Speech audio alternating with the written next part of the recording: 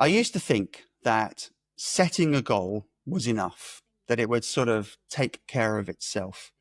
But if that were true, I would have hit all of my goals, and I definitely haven't. And maybe you haven't either. And that's because a goal without a plan is just a wish, and those wishes don't come true. And that's where people get stuck and they get frustrated because they're not achieving their goals. So today we're going to walk through how to set really good goals, but more than that, how to put a plan in place so you actually achieve them. My guest today is Aaron Norris. Aaron has had a really successful career in sales at big companies like Computer Center and Amazon, but he walked away from that because he wanted to find a way to live a life with purpose. And now he spends his time teaching other people not just how to sell, but how to be successful in their lives. And a big part of that is goal setting. He's just published his first book, which is called Sales Life. And from that, we're going to break down his process for setting really good goals and how you make them come true. So if you feel a bit stuck, if you feel like you're not hitting your goals and you want to get more success in your life, this episode is for you. Let's get into it.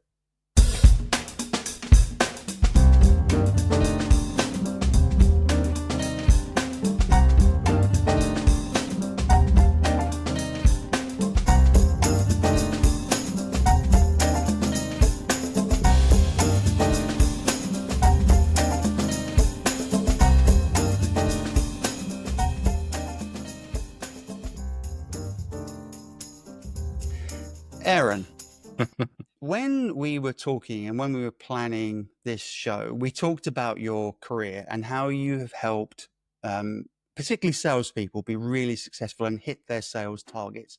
But more than that, you've helped a lot of people be just successful in their careers. And I know that's your focus now.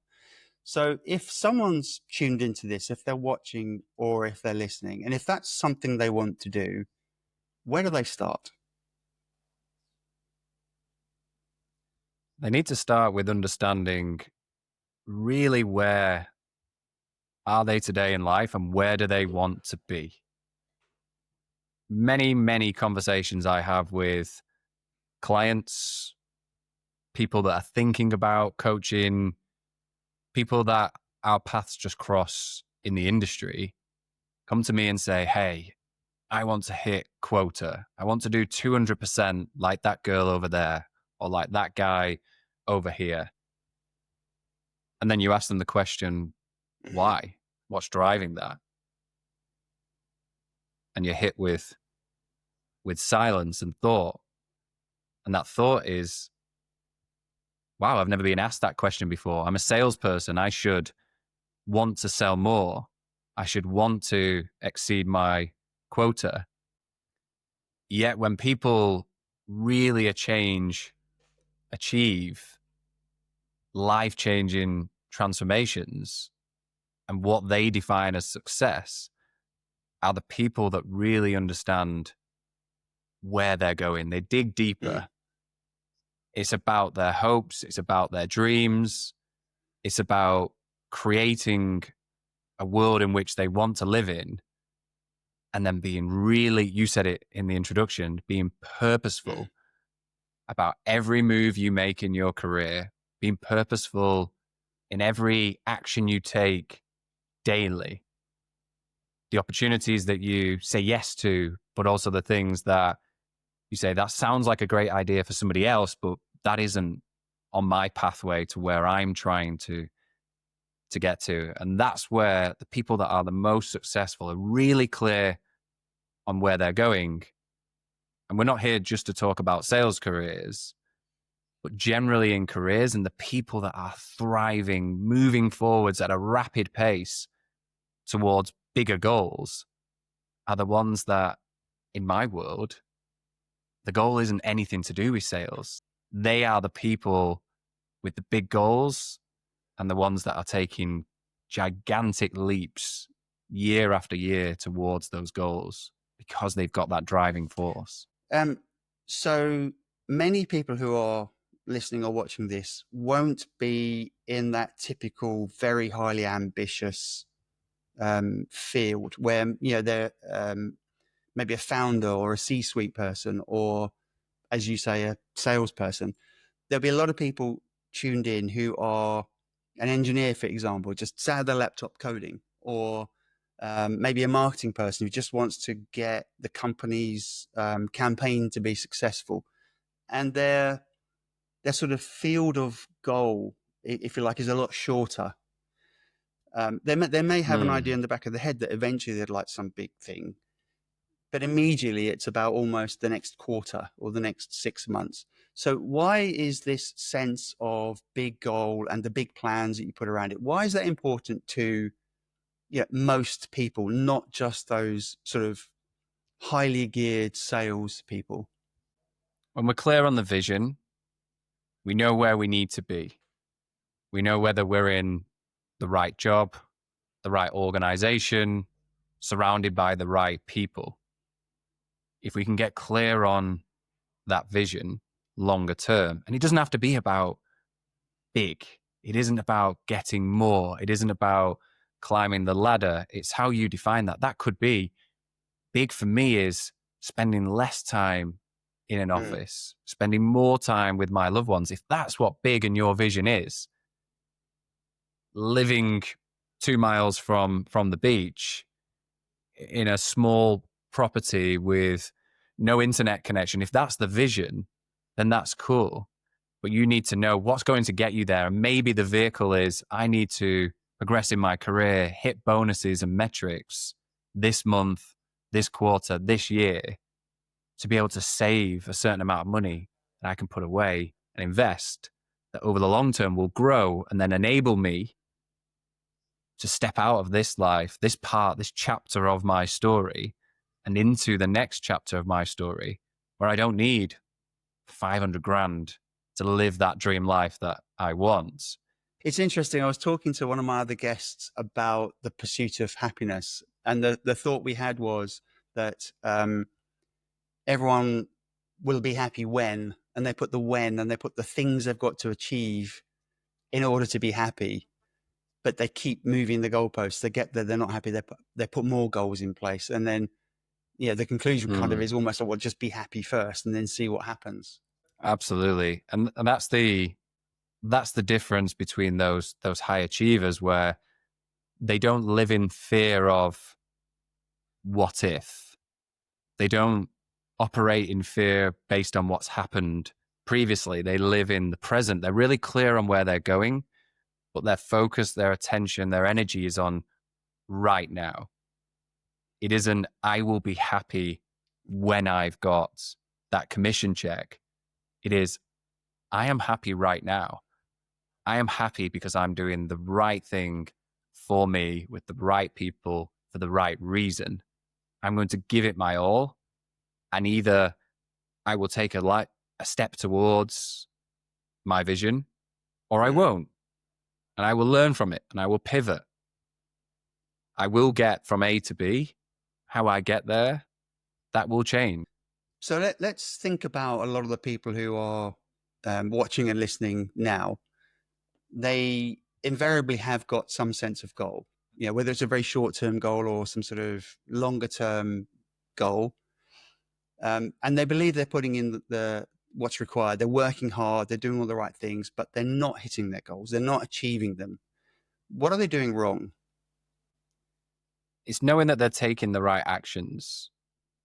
Many people are busy doing things, busy ticking boxes, crossing things off the list, however it is that you make yourself productive. If I use a sales professional as an example, 99 out of 100 sales professionals, if I sit them down and I give them a blank whiteboard and say, what are the things that you need to do, whether you're good or bad at them? What are the things that you need to spend your time doing?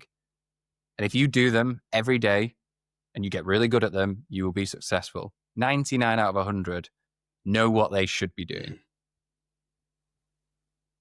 But I'd be surprised if even 1 out of 100 is always doing those things every single day as a routine before everything else that comes into their world. So is that Whether about you're is that about distractions, or, as you say, busy work, rather than focusing on the things which actually move them forward? it's removing that weight, and it's people pleasing. Okay. My boss has asked me to do this. Get them off my back. All of these things have landed in my inbox. If I clear them, they're gone. Productive. A teammate has asked me to do something. Tick that one off. I've been invited to this meeting that I know nothing about, and I will hardly say a word, and I won't contribute anything to, but I've been asked. So I will turn up. I will be there. I'll be present. I won't turn my camera on, but I'm there. I might be doing something else at the same time, but I attended that meeting. Yeah. And I finish the day. I look at my calendar. I go downstairs. I commute home, and I think, wow, I've been busy today. But then if they took the moment, if they went back to that blank piece of paper or that whiteboard that we referred to earlier, could they actually write down, how did I make progress towards my personal goals? How did I make progress towards the real goals that I am measured on at work? How many times and hours, minutes did I spend doing those things that I know are core to my job versus all these other things? It's so difficult to break that habit. We don't like, as humans, to say no to people. We fear saying no. We don't like that conflict. We like to please other people. And that is the difference maker. The bold professional that says, sorry, I can't make that meeting. I have a conflict at that time. Something as simple as that, as polite as that. You wouldn't believe how many people feel the first instances where they have to exercise that muscle, how uncomfortable that is. And then they do the reps and they get used to it, and they see how better spent that time is and how that impacts them, their results, their reputation, whatever it is that drives them. But that people pleasing, that human nature of be busy, tick things off versus am I really making progress, is a huge obstacle that I think gets in the way of most professions, most industries. So let's explore goal setting a bit more. How specific do I need to be with my goals? Or is it enough to say, yeah, I want to be rich? For me, you can't be really specific when it comes to that purpose and creating that lifestyle and having that profound impact on your clients. It doesn't go as granular and specific as that, but it's a vision. It's what I know is where I want to be. I can paint the picture in my mind's eye. That's where I encourage you to be really specific about that future destination. See it. The role you're operating in, the people you have around you, the things that you've achieved, how you walk into a room, how you talk, the accomplishments that you've already delivered, but the things you are working towards, because we never reach that destination. So to answer the question, yes, you need to be really detailed and specific in your mind's eye, but it's not about over-engineer, over-cooking, and having a 60-page document on this is when I will have reached my vision. I think that is procrastination. I think that will only hold you back because it's so overwhelming. But do you need to maybe, and I agree, I put in my book the sense of a scary goal that you would never tell anybody because they would laugh at you. It's like so outrageous that if you told someone, they'd go, well, you're nuts. But actually, if you have it in your brain, you'll sort of move towards it. But do you need to be specific about steps? Yeah, the thing that I need to get done today, this week, this quarter, this year, this next 5 years, do I need to be specific about the steps that get me towards that goal? Working with clients, we start and we will talk about the future self, the big vision email, the exercise and the takeaway that we've got from this podcast. That's the first step where we create that vision in written format. The next step is zooming in to the next 12 months. Okay, based on that vision, what's the primary objective holistically for the next 12 months? We can't just think about our career. Our career is a big part of our life, but it is our life. It has to work. Jeff Bezos always challenged the phrase work-life balance. He challenged it with work-life harmony. Your work should bring energy into your life, and your life should bring energy into your work. You are one person. It's one thing.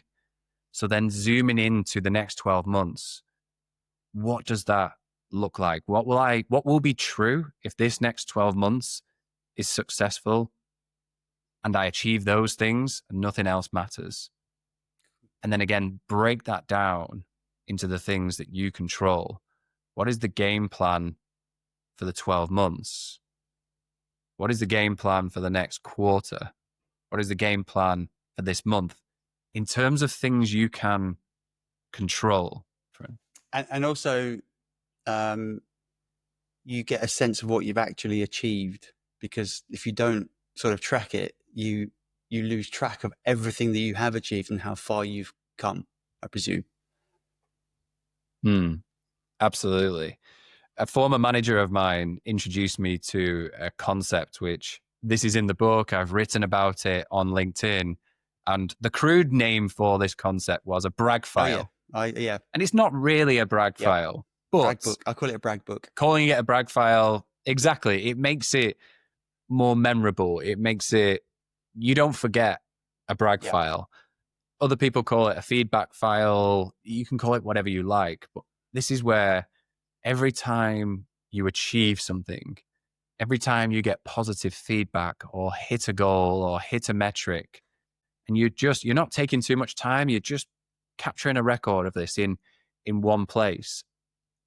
And then when you've been working, say, for a quarter, a year, and you run, and I would encourage you to run almost boardroom meetings with yourself, where you look back in the rearview mirror and go, what have I achieved?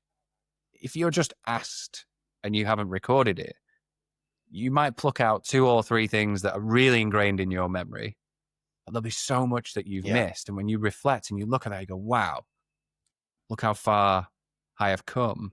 But then equally, it gives you opportunities and ideas where can I repeat that? How can I scale that? Which was the thing that I enjoyed the most, which created the most value? And that concept of the brag file was the single most important reason how my second promotion at Amazon from level 6 to level 7, which is notoriously the hardest promotion to get. And this isn't a brag. It was easier for me to go up to that level than it was to go up the level before that. But it wasn't because of anything else other than the way that I systemized this and approached it. And things like the brag file meant when it came to me writing, and we actually had to write down our case, write our story, write the 6-page memo that many people are aware of. And if you're not, Google 6-page memos at Amazon and you'll see so much writing and video footage of Jeff Bezos talking about this. We had to do this when we felt we were already performing at that level. We would, with the support of our manager, document that and put that business case forward. I don't know how many words goes into 6 pages, but when you just sit down and try and do that from scratch, very, very difficult. But if you've got everything there, all the clues, all the success, all the data points in one place, you can start to structure that. And it makes it very easy to go, wow, I have achieved a lot. I'm going to recognize that. In my experience, the thing that people get wrong with the brag book is they assume it's some kind of a public document that you're going to share, and therefore they restrict what they put down because they're kind of embarrassed to show it. But it's a very, very private document. Right? It's my document that no one will ever see. But you're right. If you just write down all of those micro things that you have done, a bit of good feedback or a meeting that went well as the bigger stuff that you've achieved, you can read that before you then go and say, right, now I need to write my 6-page memo. You've got that material. You're not just relying on your memory, which is notoriously bad. So let's flip it around a little bit. We've talked quite a lot about the importance of setting goals. What's the difference in somebody in a working environment or in a personal environment where they've actually got their goals together and they've got some steps? How do they show up differently? If someone listening to this now or watching this now put in practice what we're about to go through, what would they see? What would be different? I think it's very clear when somebody is on a mission, whether that be a politician, whether that be a business leader, whether that be an athlete. When you know that that athlete has got their mind, heart, entire life hinged on achieving Olympic goal in 3 years' time at this particular Olympics, you can see then in the everyday habits, behaviors, the conversations, the things they're saying yes to, the things they're saying no to, you can see that they're on a mission. If you didn't know that that was their goal, if you spent time with them, let's say they were a team member or they were somebody within your organization, you would very quickly see that there's something bigger than just performing in this meeting or just performing in this presentation. And that's something I always had front of mind. So let's get practical now. Again, people who are watching or listening will think, okay, I get it now. I want to become clearer about my goals. I want to set something that I think I can achieve. How do I do it? What's the first step? Now, I know that today, as every guest does, you've brought along with you a digital asset, a free tool that you're going to leave behind that people can download immediately after they've watched this episode and begin to use. Now, yours is called An Email to Your Future Self. What's that about? Can you just describe that for us at a high level? This is about transporting yourself into the future. At least 5 years ahead, maybe 10, maybe even further ahead. And this is about writing the story on that day that that email is sent from you about what you've achieved, where your life is today, who you've impacted. And the idea for this concept was born from a mechanism that's used at Amazon with what's called working backwards at Amazon. And that is working backwards from a customer's need, a problem, an opportunity.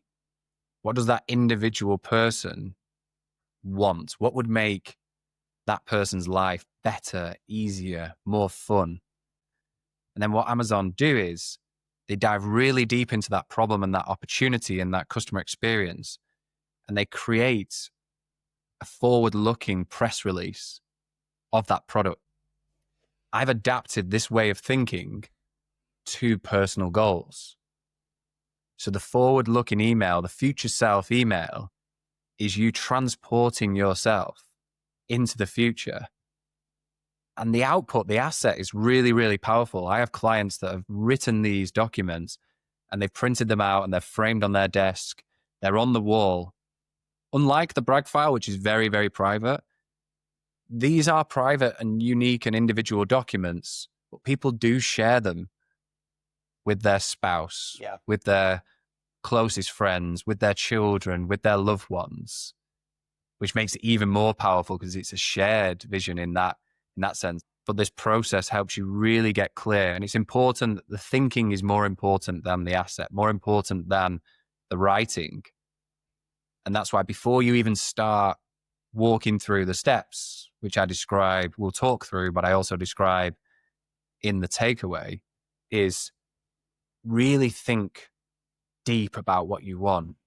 So you can just start with a blank piece of paper, your notes on your iPhone, your whiteboard, a blackboard and chalk, whatever it is that you can use, just a pen, like anywhere, and just write down what you think is your long-term goal, what you think is a place that you want to get to. And then challenge yourself and say, is that really what I want? What if I put money, put all of these material things to one side? Would I really be happy? Because ultimately that's the goal, isn't it? If we were to summarize this conversation, whether you want to be a brain surgeon, whether you want to be a CTO, whether you want to be a CEO, founder of the next unicorn organization, everyone really wants to be happy. I That's what agree. we're all aiming Yeah, towards. totally.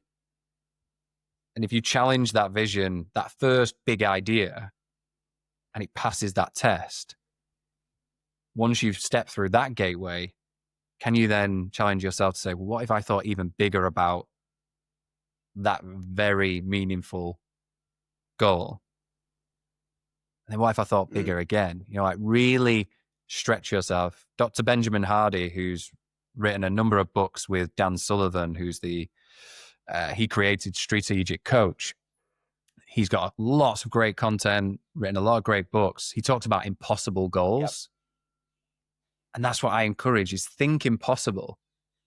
Because we never actually want to get to the goal. We never want to get to the vision. We always want to be striving towards it. It doesn't matter if it's in the horizon. People get this wrong where they think, well, if the goal's so far in the horizon, I can never get there. So it's demotivating. I might as well not bother. But if you make that agreement with yourself from day one, it's impossible.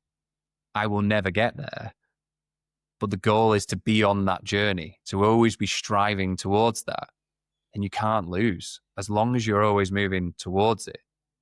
So if you can really stretch your thinking and your imagination and go deep and think about your dreams, like your wildest, biggest dreams, and have that in mind as you step into the future self email process, that is when it's most impactful.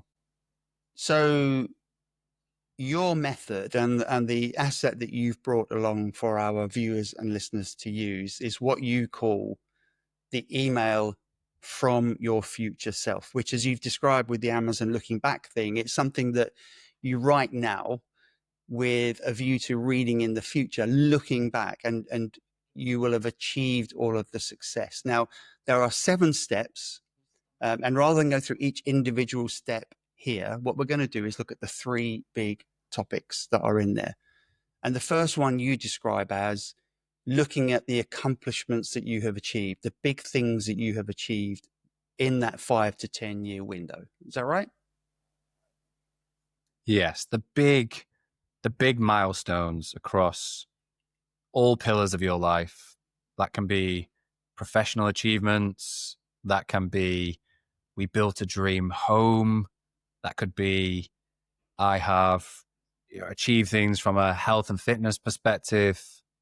Potentially, if you use specific examples, the person could be battling with an illness or an issue in their life, and they've overcome that challenge, and they're writing in this vision that I overcame that challenge and I became a stronger person, a more successful person as a result of it. So it's those things that if you only had 5 bullet points, a few minutes to say to somebody, these are the things that in 10 years' time I've achieved and I'm most proud of.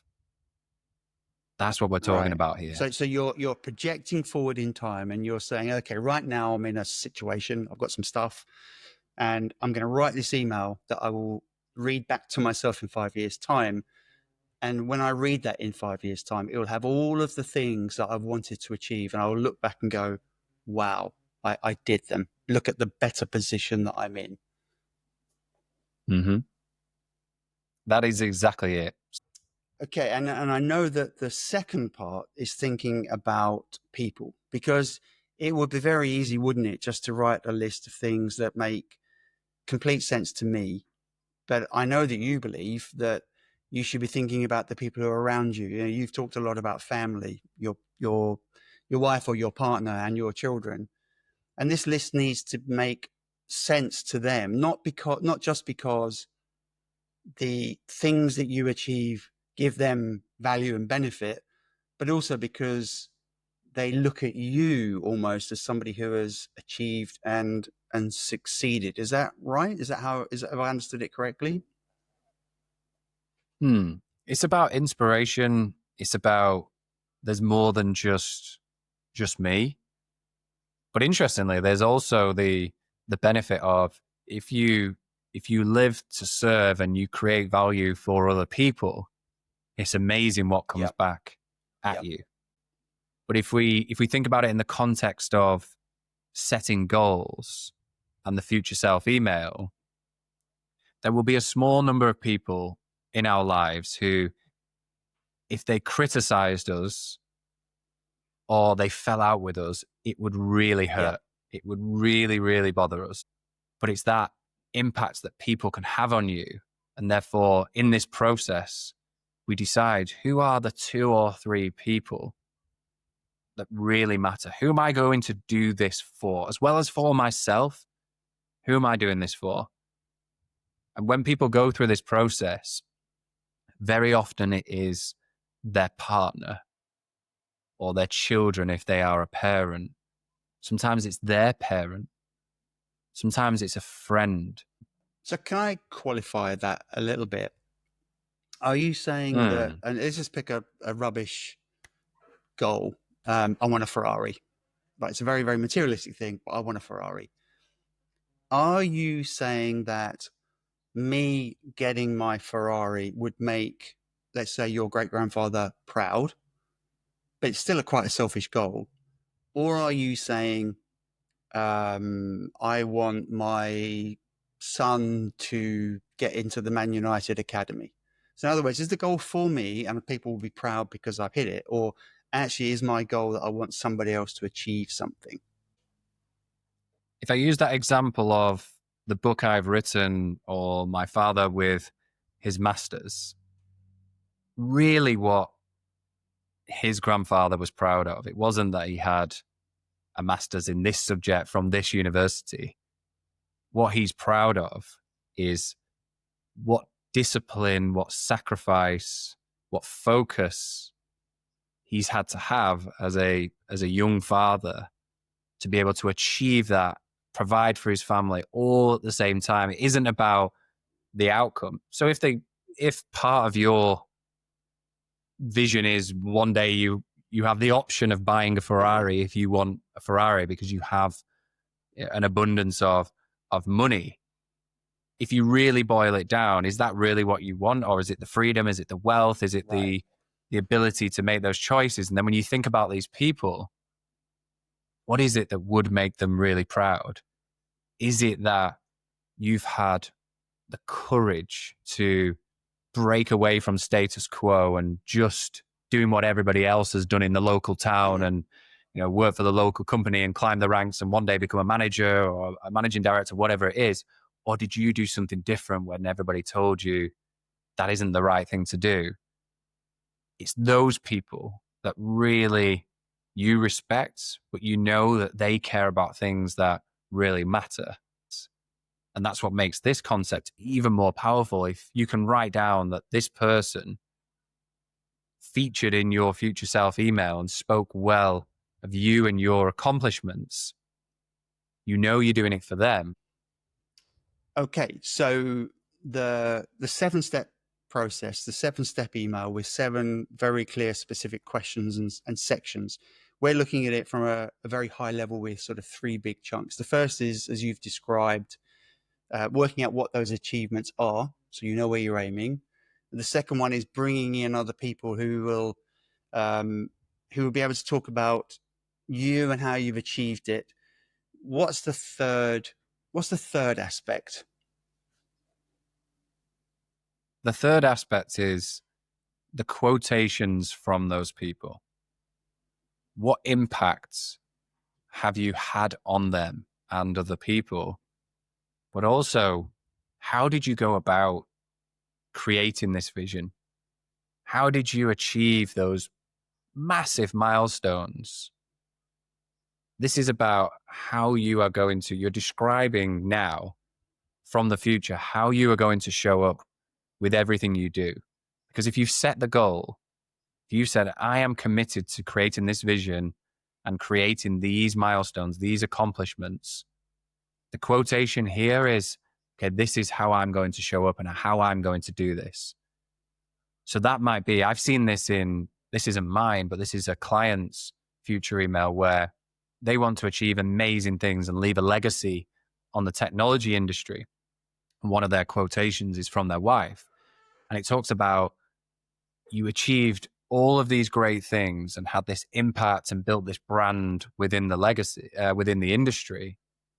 But you never forgot your roots. You never forgot about me and the kids. When you came home, I knew that you had a tough day.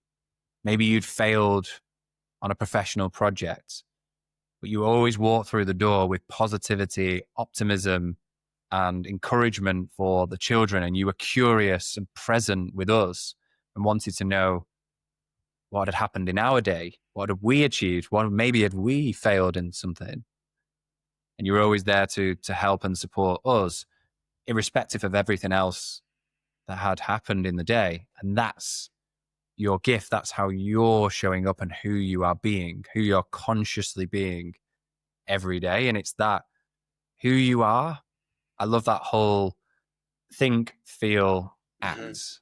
Like, this is who I am inside, and this is how I feel about myself. And then that drives my behavior in every moment, every opportunity. So would it be a reasonable assumption then that when I have written down these goals and then these quotes come into play and they talk about who I am and how I've achieved them, that then I can use now to change my behaviors? And I mean, you put it that, you know, you had a super stressful day at work and, you know, maybe you've succeeded today, maybe you haven't, maybe something's gone really wrong, but I didn't bring that home. I didn't come home like an angry, upset person. I still came home and contributed to family life and was positive. So therefore it changes and directs the way that I behave all of the time, which then feeds into achieving the goals in the way that I want to achieve them. Ultimately, whether it is a daily action, a habit, a routine, a big project over the course of months, a high pressure presentation, who you are being, who you turn up as, is what impacts all of that.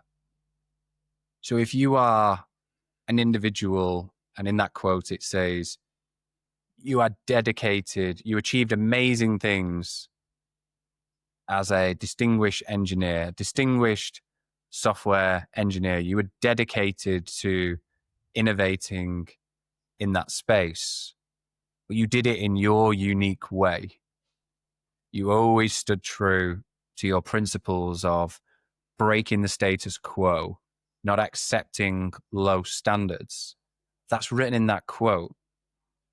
Once you've built this future self email and you have it printed out, it's on your desk every day and you read it every day, before you head into the first meeting of the day, before you write down even what's going to go on your to-do list or your task list or however you manage your time, energy, and attention, you've read and committed that I am being that person today. Right.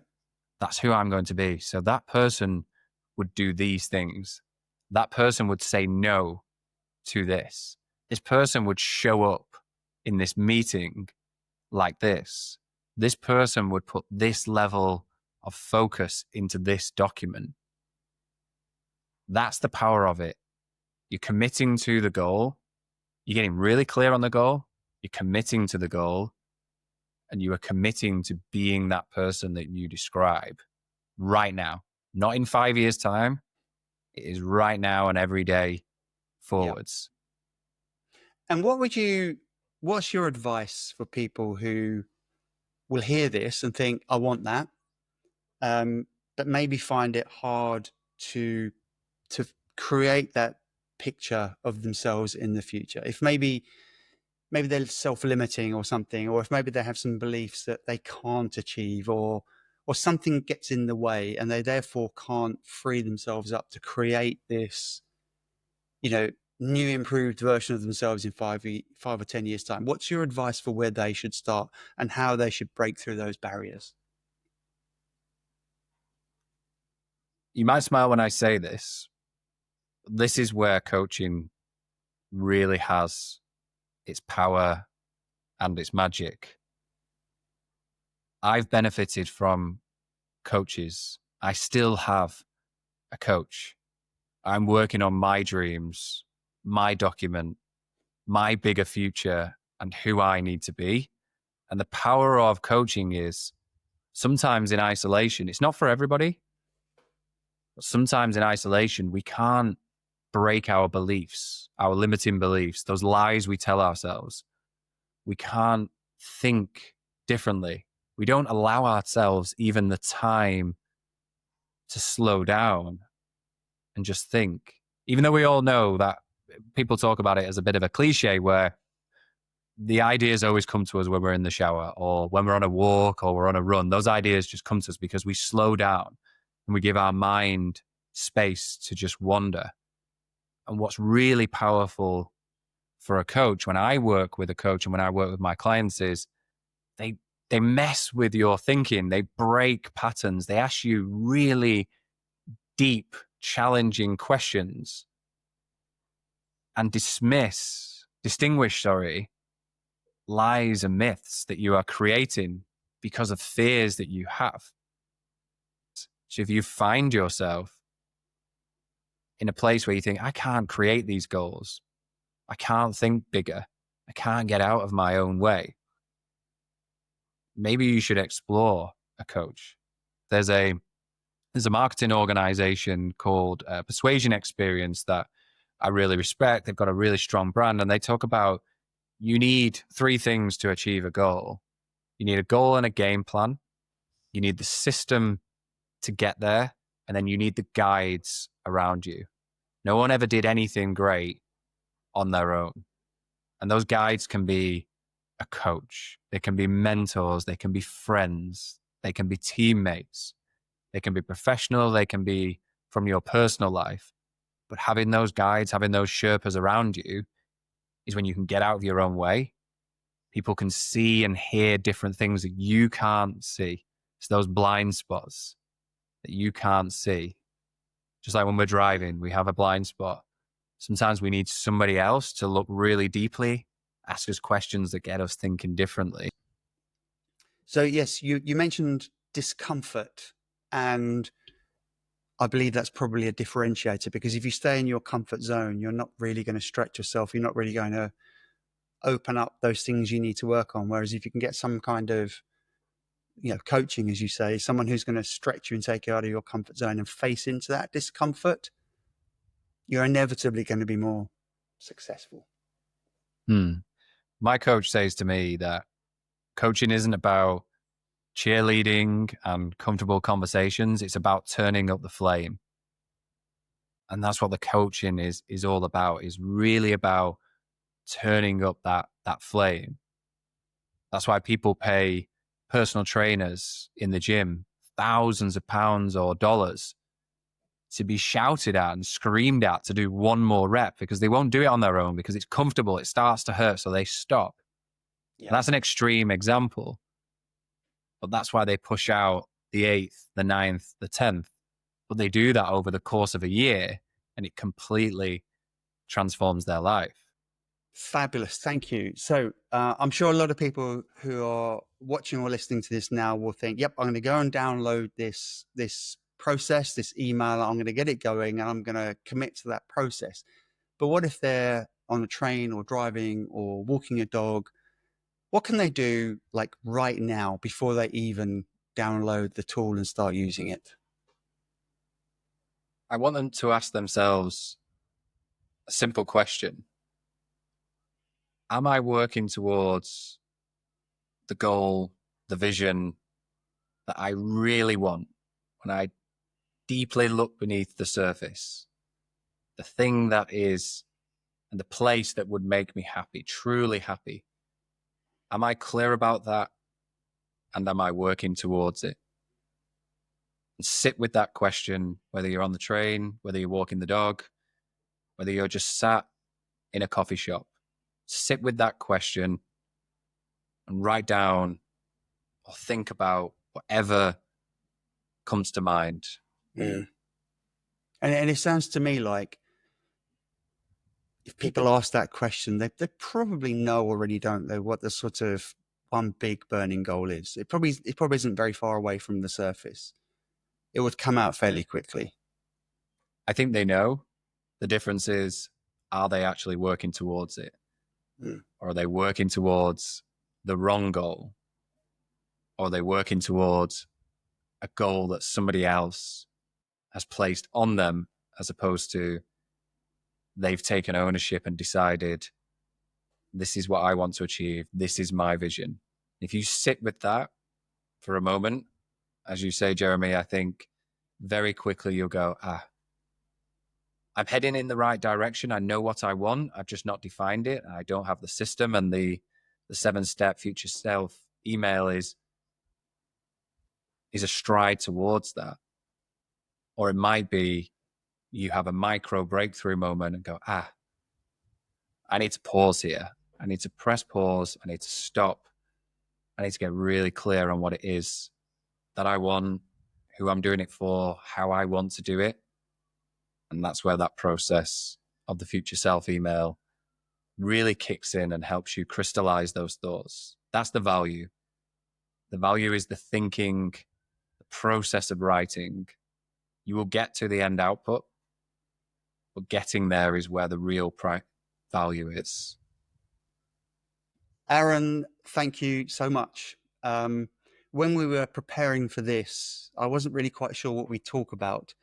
And I know myself, I'm sort of fairly goal driven. And it's been really interesting for me to hear your approach about how you go about this, and realizing that just sort of wishing for things to happen is absolutely not the way to achieve them. But also the fact that it's not just sort of me and my personal selfish goals about the, Ferrari that I want to drive or whatever. It's actually something much more holistic and much more about the people around me, because what I do impacts people, and the way that I show up impacts them, and what we can achieve together. So it's been super, super interesting. And I hope that anybody who's watching or listening to this will also be left with the thought that, yep, I'd like to achieve some stuff. I've got some goals. I'm not sure how to think about them, how to write them down, how to build a plan, how to make sure that I achieve them. So I hope that people are driven and motivated to reach out to you on LinkedIn if that's what they would like to do, to find out more about how you work, but also your book, because this is just a small slice of what's in your book, but also immediately to download the tool, to go through the process and to write that email from their future self, so that they're not sitting there in 5 or 10 years time thinking, yeah, I should have done that, and now I'll have to start again. And then their goals come 5 or 10 years later down the road from there. So I hope that people are driven and motivated to go through the process. I want to thank you very much for the time that you spent with me today. And I hope that the people who are watching and listening have also got terrific value from it. So thank you, Aaron. Thank you, Jeremy. I will leave the audience with a quote that I have on the backdrop of my MacBook that I see every day, that I think is so relevant to this conversation. And it's from Joel A. Baker. Vision without action is merely a dream. Action without vision passes the time. Vision with action can change the world. That's powerful. So thank you. And if anyone is listening, may know somebody else who could do with hearing Aaron and going through that process, so please share it to people that you think may want to listen to it. But in the meantime, I want to thank you for listening and for watching. Please go build your edge. Thank you. Thank you.